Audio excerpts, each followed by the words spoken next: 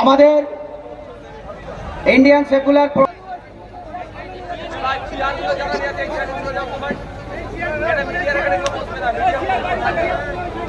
চেয়ারগুলো সরিয়ে নেন, মিডিয়ার সামনে থেকে আপনারা একটু পিছিয়ে যান, মিডিয়ার সামনে থেকে পিছিয়ে যান, যে যেখানে আছেন বসে পড়ুন।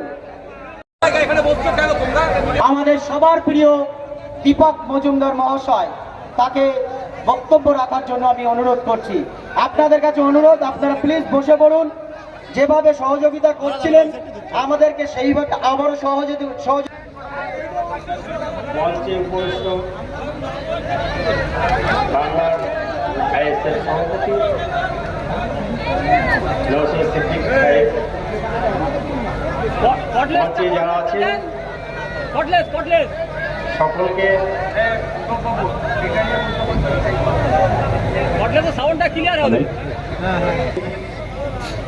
বয়োজ্যেষ্ঠ পিতৃতুল্য মানুষকে আমার প্রণাম ও ভালোবাসা জানিয়ে আজকে এখানে উপস্থিত হতে পেরেছি বনগাঁ লোকসভার আইএসএফ প্রার্থী হিসাবে।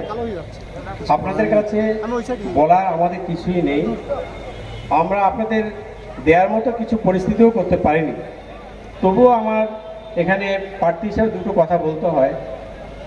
আজকে স্বরূপনগরের মানুষের যে জনজোয়ার, বর্তমান যে সরকার পরিচালনা, আমরা আপামর পশ্চিমবাংলার সমস্ত মানুষ আছি, আমরা একটা অস্থিরতার মধ্যে আছি। তেমনি ভারতবর্ষের সরকার যেই পরিস্থিতির উপরে আমাদেরকে পরিচালনা করছে, আমরা হতলম্বিত। কারণ আপনারা জেনেছেন এই মুহূর্তে 19 সালের প্রোগ্রামটা এই 2024-এ লোকসভা ঘোষণার এক সপ্তাহ আগে ঘোষণা করেছে, সেটা হচ্ছে নাগরিকত্ব। ওপার বাংলা থেকে যে মতুয়া ভাইরা এসছেন তাদেরকে নাগরিকত্ব দেবেন, এটা একটা বিভ্রান্তমূলক চক্রান্ত।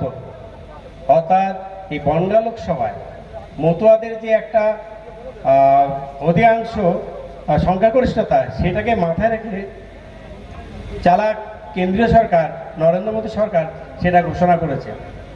তা আমার প্রশ্ন হচ্ছে, ভারতবর্ষে কি বাংলাদেশে অনলি ফর মতুয়ারা এসছে না অন্যান্য হিন্দু ভাইরাও এসছে?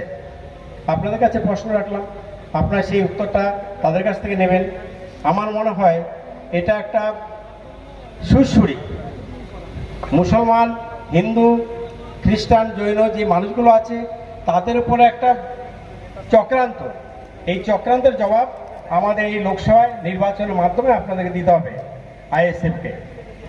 আর বেশি কিছু বলতে চাই না, যেহেতু আমাদের ভাইজান আপনাদের সামনে বক্তব্য রাখবেন, মূল্যায়িত বক্তব্য বিশ্লেষণ করবেন, সেই সুবাদে আমারও ছেড়ে দিতে হবে। তবে এইমাত্র আমাকে এই স্বরূপনগরের কয়েকটি যুবক ভাই একটা ঘোষণা দিয়েছেন যে আপনারা এটা করতে হবে। যদি আমরা বা এই আইএসএফ দলটি পুনরায় লোকসভাটা নির্বাচনে জয়যুক্ত করতে পারে, তাহলে আমাদের এই দাবি পূরণ করতে হবে। সে দাবিটা হচ্ছে, স্বরূপনগরের মানুষের দাবি কি কি সেটা আপনাদের কাছে তুলে ধরছি। এক নম্বর দাবি হচ্ছে হাসপাতালকে সুপার স্পেশালিস্ট হাসপাতাল করতে হবে। আমার ডাইনে যে হাসপাতালটা, আমার যে এই সংগ্রামপুরে যে হাসপাতাল, এটাকে সুপার স্পেশালিস্ট হাসপাতাল করতে হবে। ধন্যবাদ। এটা মৌলিক অধিকার স্বরূপনগর মানুষের, তেমনি আপামর পশ্চিমবাংলার সব মানুষের দায়িত্ব আছে হাসপাতালটি। দু নম্বর হচ্ছে স্বরূপনগর এর সঙ্গে যোগাযোগ ব্যবস্থা একমাত্র তরণীপুর ব্রিজ সংস্কার করে কংক্রিট ব্রিজ করতে হবে, যেটা আমরা বনগাঁ লোকসভা অন্তর্গত এই স্বরূপনগর।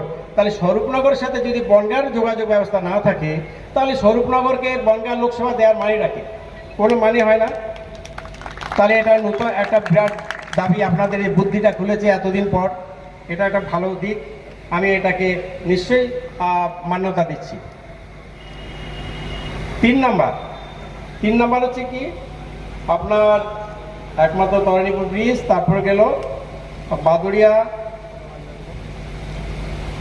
বাদুড়িয়া এবং স্বরূপনগরের মানুষের একমাত্র পথ তেঁতুলিয়া ব্রিজ। এই ব্রিজের অবস্থা খুব সংকীর্ণ, এটাকে সংস্কার করতে হবে। বেশ, ব্রিজ যদি ভেঙে যায় যোগাযোগ অবস্থা সব সর্বনাশ, এটা ভালো প্রস্তাব। 4 নাম্বার, কি তুমি বাঁশের কেল্লা ঐতিহ্যবাহী গ্রাম নারকেলবেড়িয়া, এই নারকেলবেড়িয়াকে হেরিটেজ ভিলেজ করতে হবে, হেরিটেজ ভিলেজ করতে হবে। যথেষ্ট বুদ্ধিমান এই মানুষগুলো, এই যুব সমাজগুলো। নারকেলবেড়িয়া। 5 নম্বর, ভারতবর্ষের প্রথম খাদ্য আন্দোলন শহীদ নুরুল ইসলাম শহীদ হন খাদ্য আন্দোলনের জন্য। যে আমার 1 মুঠো ভাতের দরকার, 1 মুঠো খাবারের দরকার, এই খাবার আমাদের নিঃস্বার্থভাবে সরকার দিতে হবে। সেই আন্দোলনের হাতিয়ার এই নুরুল ইসলাম, যেটা আমাদের মহাবিদ্যালয় তেঁতুলিয়া, সেই কলেজটাকে আরো উন্নত মানের কলেজ করতে হবে, যাতে এখানে পূর্ণ শিক্ষা দীক্ষা এখানকার মানুষরা পায়। যাই হোক, এই আশা রেখে একজন প্রার্থী হিসাবে সাধারণ ঘরের একজন আমি ছেলে, একজন দরিদ্র ঘরের ছেলে, আজকে আমার যথেষ্ট হয়েছে।